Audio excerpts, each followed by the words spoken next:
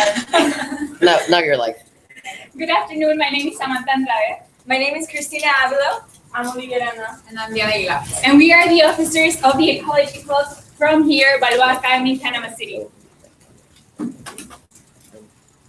So basically, who are we? We're a small organization of high school students that come together and also spread environmental awareness through fun activities like beach cleanups and many more things. We came to do this time around because we decided that apart from doing beach cleanups and helping our school to develop more environmentally positively, that we could come to gym and show people how they could do it in their own countries and how they could develop in a better environment around their schools. Okay, so what is our goal as the Ecology Club? Our goal is to create environmental awareness in our students here in Panama City, and hopefully, because you're here and you're in a conference, you can take what we're gonna talk about and bring it to your school in your own countries. And our vision is to make Panama an environmental friendly city and also to make a world a better place and a cleaner place. Okay, so our specialty are beach cleanups. We try to do one each month, and we collect more than 200 bags of trash every time, and every time we go there, it's like we haven't done a thing. We try to do it as careful as we can so that we don't affect the wildlife around. And well, we have done many of them. We have done club-wise, which is about 25 people. We have done school-wide, and we are planning on having a two-school one around this semester with ISB. Okay, so maritime safety and maritime pollution. Anybody has idea what those two things are or how they're related in any way? Maritime safety and pollution. Pollution. You guys don't know what those mean? Okay, good. Okay. We're gonna explain them. Okay, so maritime safety is their job to protect from maritime pollution. It's a condition for marine animals and ecosystems of being protected from maritime pollution. And for example, we have corals here to my left, and those corals can be older than our own countries. Corals can live for thousands and hundreds of years, and they're just being killed because of the lack of sun, because of the garbage that covers it. So it's kind of sad because they've been here longer than all of us and all of our ancestors, and we're just destroying them without even thinking about it.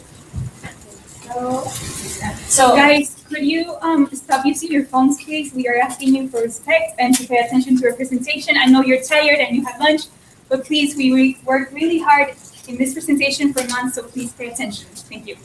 Okay, so what are some ways to promote maritime safety? Sam? Okay, so the first thing is spread the word. One way you can spread the word is by using something that you're using right now, social media, for example, Snapchat. So I can take a picture of garbage and send it to my friends, and that creates awareness. Another thing that I personally do all the time is share videos in Facebook about, problem that's happening here in Panama or in Mexico or in the world, and just share it with my friends. Another thing is, Diana? Ocean-friendly products. These are products that don't harm the wildlife or the ocean itself. For example, there was a company of tuna some years ago that while they were fishing the tuna, they were also catching dolphins and eventually killing them. So people they boycott the company until they decided to be very careful in the way they fish, and now they don't harm the ecosystem. Other ideas of eco-friendly products are, I don't know if you guys know Adidas, the brand, and you follow soccer teams like Bayern Munich or Real Madrid, but they have shirts that are eco-friendly and they're made of garbage, and they make shoes made of ocean pollution too, and it's a really good project because it shows people that products made of pollution are not worse than any other products, and they can actually be really good, and they're actually limited editions, so it's really nice. Chris, what about fertilizers? What's the difference between chemical and natural fertilizers? Oh crap. Okay, Basically, chemical fertilizers use chemicals that are really bad for the environment. This is because they don't have a really good impact into the soil and they don't give them the nutrients they really need. That's why organic fertilizers are the ones you guys should use when you grow up and have a garden or whatever, because these give some nutrients to the soil, and organic is better always. So, Another thing you can do is picking up garbage from this place. I can't pronounce that word. I'm sorry. Yeah. So if you're not doing anything this weekend and you live in a place like Panama where you're surrounded by water, you can easily go like on a Sunday or I don't know Saturday, any day of the week, and just go for an hour or just 30 minutes and pick trash. It sounds really like you're not helping at all, but you are. You can change the world one piece of trash at a time. So what is maritime pollution? It's very self-explanatory. Pollution is a result of waste, and maritime is the result of waste in the ocean. So remember that what goes around comes around. So if you're throwing trash into the ocean, the wildlife eats it, and you're eating them. So you're basically eating the trash that you just avoided. So these are the types of pollution that are affecting our oceans. Okay, so first of all, oil. Oil gets into the ocean, and that prevents the sunlight to go through the water, and that affects the plants inside the ocean. So affecting the animals and plants too. Another one is metal. It's pretty self-explanatory. Another one is plastic, and it threatens the ships, not only like the actual animals inside the water, but also the ships, because the trash, the plastic in the space, gets trapped into the propels, so it damages the ship itself. Another one is sewage, and that deprives animals from oxygen and radioactive substances. So facts about marine pollution.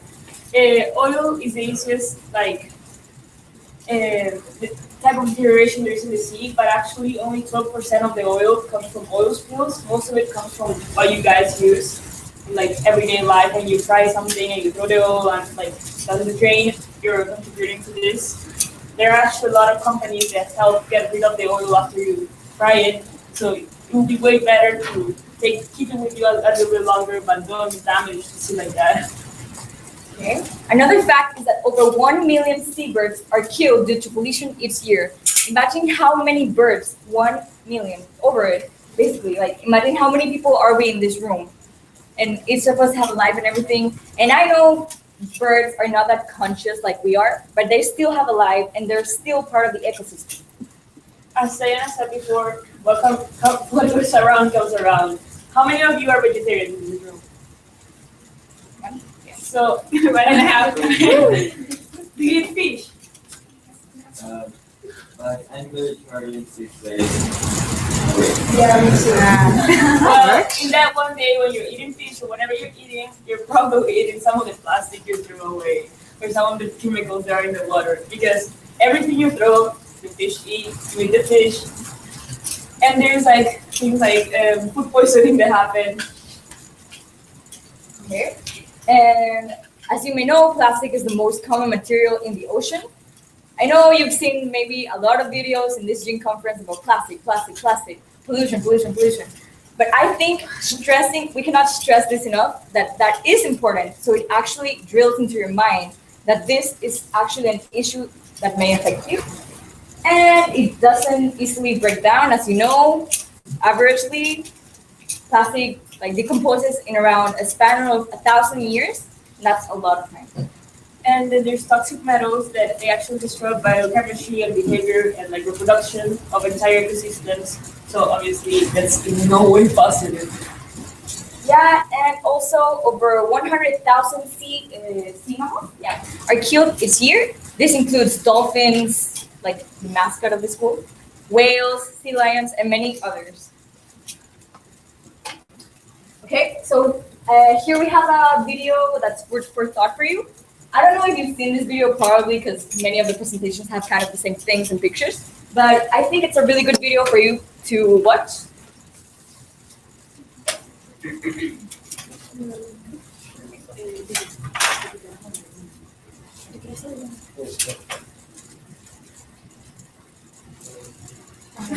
Okay.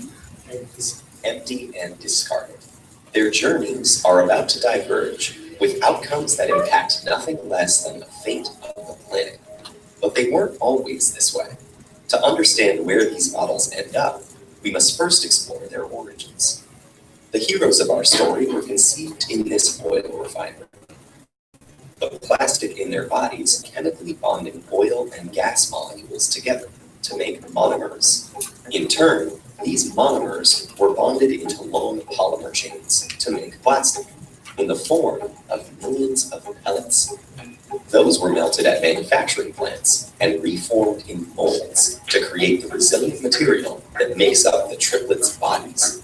Machines filled the bottles with sweet, bubbly liquid, and they were then wrapped, shipped, bought, opened, consumed, and unceremoniously discarded. And now here they lie, poised at the edge of the unknown. Bottle 1, like hundreds of millions of tons of its plastic brethren, ends up in a landfill. This huge dump expands each day as more trash comes in and continues to take up space. As plastics sit there being compressed amongst layers of other junk, rainwater flows through the waste and absorbs the water-soluble compounds it contains. And some of those are highly toxic. Together, they create a harmful stew called leachate, which can move into groundwater, soil, and streams, poisoning ecosystems and harming wildlife. It can take bottle 1 an agonizing 1,000 years to decompose. Bottle 2's journey is stranger, but unfortunately no happier. He floats on a trickle that reaches a stream that flows into a river, and a river that reaches the ocean. After months lost at sea, he's slowly drawn into a massive vortex where trash accumulates, a place known as the Great Pacific Garbage Patch. Here, the ocean's currents have trapped millions of pieces of plastic debris. This is one of 5 plastic-filled gyres in the world's seas, places where the pollutants turn the water into a cloudy plastic soup. Some animals, like seabirds, get entangled in the mess. They and others mistake the brightly colored plastic bits for food. Plastic makes them feel full when they're not, so they starve to death and pass the toxins from the plastic up the food chain. For example, it's eaten by lanternfish. The lanternfish are eaten by squid. The squid are eaten by tuna, and the tuna are eaten by us. And most plastics don't biodegrade, which means they're destined to break down into smaller and smaller pieces called microplastics, which might rotate in the sea eternally. But Bottle 3 is spared the cruel purgatories of his brothers. A truck brings him to a plant where he and his companions are squeezed flat and compressed into a block. Okay, this sounds pretty bad too, but hang in there, it gets better. The blocks are shredded into tiny pieces, which are washed and melted so they become the raw materials that can be used again. As if by magic, Bottle 3 is now ready to be reborn as something completely new. For this bit of plastic with such humble origins, suddenly, the sky is the limit.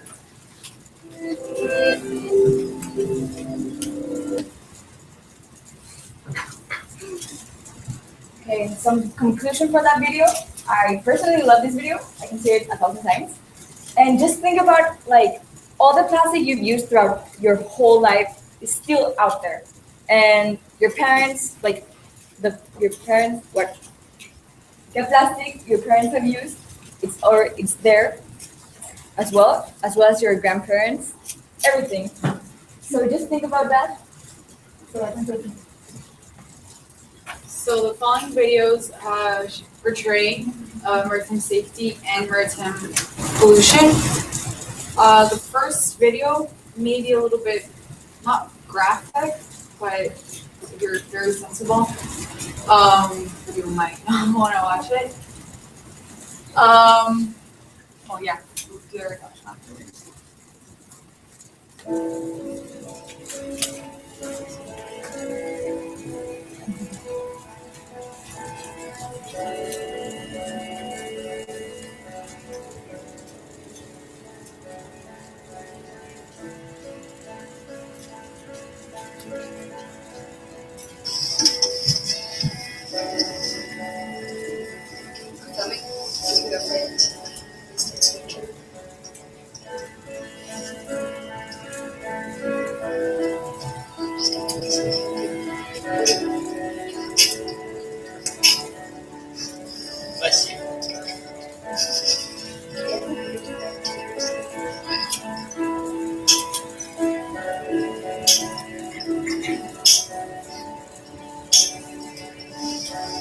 noticed. What is it? Great.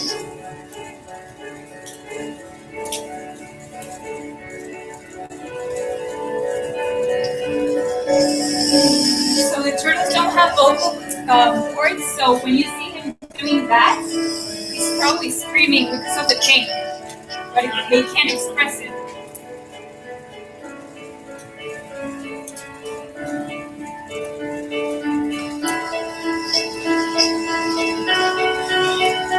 Yeah, could you, one of the swaps, the sterile swaps, could you like put them into the iodine and then we're just gonna try to clean it?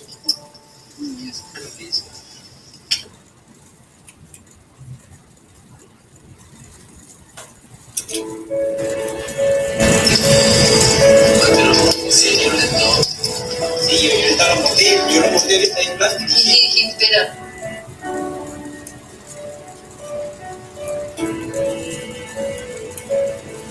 Nice, it is. Oh man. Show me please, I want to. Oh, this is cute.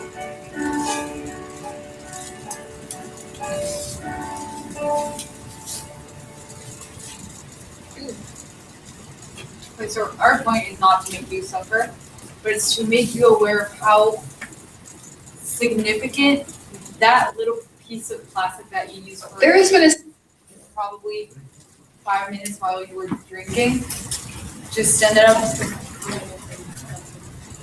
up harming such a beautiful animal. How many of you use straws? Like, I don't know, when you go to like a restaurant. Exactly. So most of us do. So that's what we're doing. The next video is not as graphic, but does not have a happy ending. A sad travesty in the name of human vanity after a dolphin died of dehydration and suffocation after it was pulled from the sea so that a group of tourists could take selfies with it. This occurred at the beach resort at Santa Teresita in Argentina. It started after one man picked up the poor creature and then a crowd gathered around him, just passing the dolphin from person to person and taking pictures with it. As this dolphin was a baby, it quickly overheated and died. However, even after the dolphin had passed, tourists continued to pass it from person to person and take pictures with the now dead dolphin. Once they were satisfied, they then just discarded the corpse on the ground and dispersed, just leaving it there. This particular dolphin is known as La Plata, or as the Franciscana, a variety that is found off the coast of Argentina, Uruguay, and Brazil. It is considered to be a very vulnerable species as there are only 30,000 left in the entire world. In the wake of this incident, the Argentinian Wildlife Foundation has issued a warning that these creatures are indeed endangered. This occasion serves to inform the public about the urgent necessity to return these dolphins to the sea as soon as possible if you find them on shore. It is fundamental that people help to rescue these animals because every Franciscana counts now. This horrifying incident highlights a stunning lack of concern for wildlife and an obsession with human vanity. No creature should ever be abused, especially not for something as trivial as a selfie. I, for one, can only hope that the buzz around this incident will stop it from happening again, and that if somebody sees this starting to happen, they will take the poor creature and put it back in the sea where it belongs. Just Photoshop a dolphin into your picture feed. I'm Sasha Wood. Thanks so much for watching I.O. Don't forget to like, share, comment, and subscribe. More videos over there for you to check out. Okay, so these animals did not do anything to deserve this tragic endings. Well, this one survived, but also suffered. So we really have to think what we're doing. This one, well, we were a little bit not ignorant, but we did not know that that piece of straw was going to end up that way. But for the dolphin part, we could have avoided that perfectly by just returning it to the sea. There was no need to take it out and start taking pictures. So we really have to be very conscious of what we're doing because they really don't deserve this. It's not like to make you guys feel bad, it's just to inform you what's happening because it's just to make people conscious of that these things happening around the world and you could be in one of these situations today and you could be the difference from taking the life of a dolphin or an animal in general or not. So some facts about oil and maritime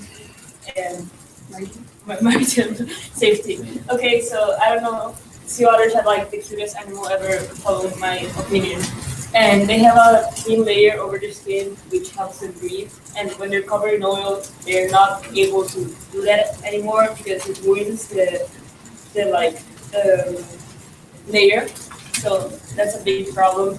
And a lot of birds that are not usually identified with like the sea die too because they throw themselves into the water to get a fish. They cannot get out because there's oil in the water and they're stuck there to die because they cannot feed themselves and they're just in the middle of the ocean. So, and again, it's not just plastic that's ruining our oceans, it's starting from oil to Sewage and substances and metals. Yeah. Okay, so we wanna help us identify. Okay. And here we have 4 apples. 2 being real apples and 2 being false, fake apples. Can you identify which of these are the real ones and which are not? Can you come up if you want? the point is that not close. Not so close. Like Okay, you can just watch. I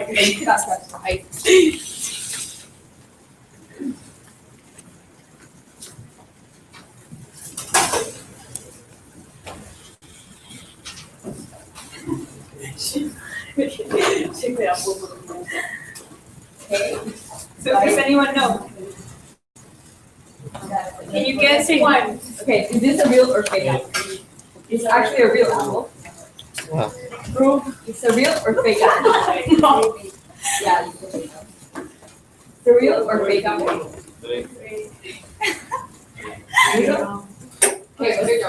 Okay, so you guys got one wrong. Most of you guys got one wrong. So our point of this interactive activity is to show you that sea turtles mistake sometimes plastic bags from jellyfish, and they eat jellyfish. So you can see a picture here of a plastic bag and a jellyfish.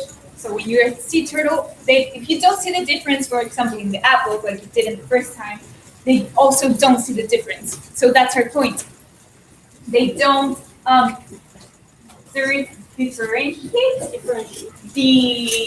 the jellyfish from plastic. And this is not only turtles, this are many other animals that eat plastics and other things that they're not supposed to eat. Alright, so with the help of that board, And we need 3. Okay. Yeah, we can go and just pipe them up. okay, do we have a volunteer to We set up for a bit. It's like 10 seconds. Okay, just one of you guys. Okay, get enough of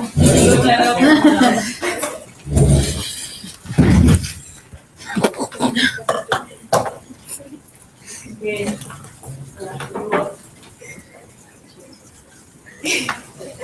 Someone else. You guys? Okay, vayan na po.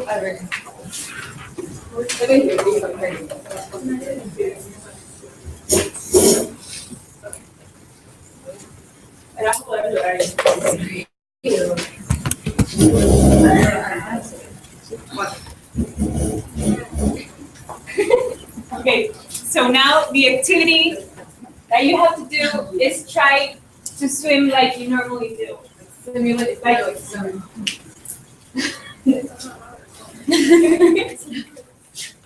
Yeah, just try it. Imagine you're in the middle of like a pool or something. You have You're to in the like, middle come of the up. ocean. You have a shark coming towards you. How do you swim? Or you have to go up and grab some air. Que lo haga mejor gets an apple. A real apple. Swim. Like if you're in the Olympics. Okay, so you guys see that it's hard to do it, right? That's our point.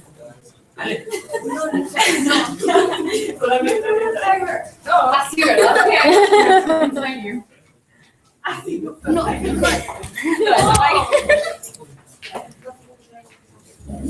Yeah,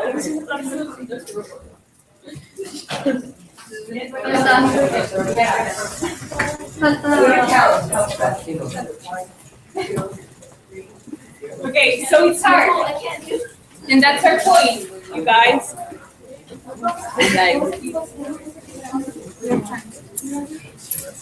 Okay.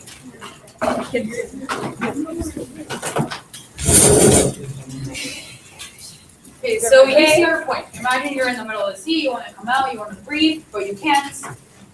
Cause you wanna do that. Okay, so obviously you felt trapped, I know. And imagine how animals feel, like their brain capacity is not that good. You actually know you're trapped and whatever. But they are just like, okay, I'm trapped. I'll try to adapt. But that doesn't mean it's good. They actually, many of you have seen this photo, of course. They take the shape of the actual material that's trapping them, just like the sea lion. And of course, the dog.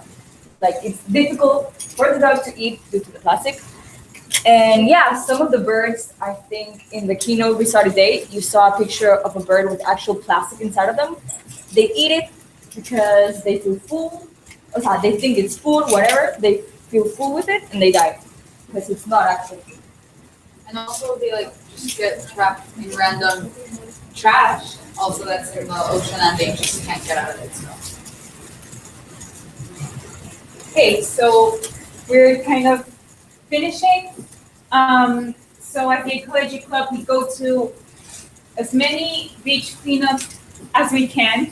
And the thing that we say a lot around school to students and teachers too is saving the planet one bag at a time. Just filling one bag is changing so many things. Just one person. So like I told you before, you live in a place, it doesn't have to be a beach. You could go to the streets and start cleaning and fill up a bag, and that's a big change. Just walking And by. these are students from Baru Academy here in Panama City. Actually, I know it doesn't look like a lot of fun because you're under the sun and it's hot and you want to go home, but it's actually extremely fun because you end up making fun of the stuff you found on the floor. We found really weird stuff. There was a car once in the middle of the beach. There was a car, and it was like there was a washing machine. We found a Nemo, not actual fish, but the Nemo like toy. Like we found. And you also feel really good after you do that because you feel like you changed something and you're changing the world. And it's also safer for us as human beings because it's also safe for us as human beings because we're not as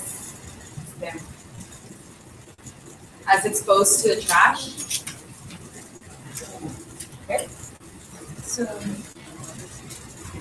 Okay, so one of our quotes from the Ecology Club is from Margaret Mead, and that says, "Never doubt a small group of thoughtful, committed citizens can change the world. Indeed, it's the only thing that ever has." And this is our school motto. We want to be part of change. Also, regarding, I think that our goal right now in this Dreams Conference was to create and spread awareness so you can pass it on like a chain reaction from person to person. And it's really good that actually this topic is growing throughout these years, the environmental issues and everything. So we thank you so much for being here on our first actual gym conference. This is our first. So thank you so much. Thank you, guys. So if you want to ask some questions, you didn't understand in something, you want to ask us about our projects, go ahead. Don't be shy. Feel free. You don't have any questions? Concerns? Comments? You said this was your first gym conference, so did this club start, or how did you decide to have this idea? Well, the club has been in the school for many, many years now. Like So six. our school teachers have been students from the Ecology Club. And The club has been in the school for around 15 years. 15 years, yeah, the school is 15 years old, and actually one of our teachers was in the Ecology Club, and he's 28 right now. 29, actually, yeah. so we are the officers of the Ecology Club, and we are juniors now. So next year we'll still be officers, but we're gonna leave our legacy to the freshmen and sophomores. Yes. And maybe for like the kids that really like artwork in your school, you could, with the classes that you collect, you you could have people like make art out of it and display it in your school? And actually, last year when like we were not officers, but we were being trained by the officer at the time, we went to a third grade class, right? Our class, and we helped the kids to create things with plastic, and we made like lamps and stuff. It was really nice. We've been in classrooms also like making awareness. We've been in like fall festivals. It's like kermesse in our school. We've been doing many things, and actually our next project is based on reforesting Panama because it has had a really big impact in the last years. So that's our next goal as a club. And also, we are actually pairing up and working with ISP. This school has a kind of ecology club too. So we are planning beach cleanups too. And yeah, working together in the community as two schools at one. So no questions. Maybe. Thank you. And